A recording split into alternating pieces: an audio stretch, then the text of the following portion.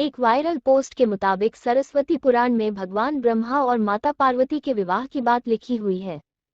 इस प्रसंग के मुताबिक जब भगवान ब्रह्मा सृष्टि का निर्माण कर रहे थे तो सृष्टि के निर्माण को आगे जारी रखने के लिए ज्ञान की आवश्यकता थी। इस वजह से अपने मन से उन्होंने माता सरस्वती का निर्माण किया।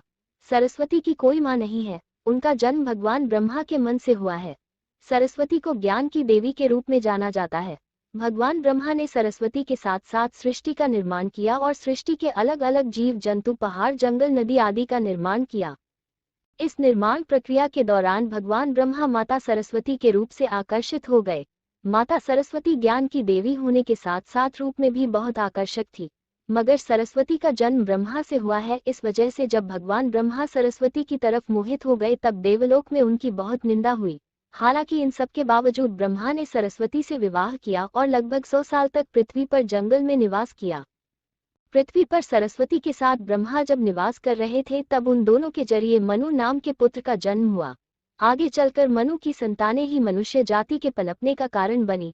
भगवान ब्रह्मा के इस व्यवहार के कारण देवलोक में यह निश्चय किया गया कि भगवान ब्रह्मा की पूजा नहीं की जाएगी। सरस्वती ने ब्रह्मा को श्राप क्यों दिया?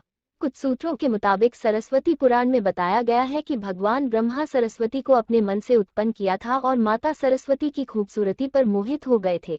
जब सरस्वती माता इस बात को समझ गई तब भगवान ब्रह्मा की नज़र से बचने के लिए वो रूप बदलकर धरती पर आ गई। मगर ब्रह्मा जी ने हार नहीं मानी और माता सरस्वती को खोज निकाला। भगवान ब्रह्मा माता सरस्वती के साथ शारीरिक संबंध बनाना चाहते थे और सरस्वती इसके लिए तैयार नहीं थी।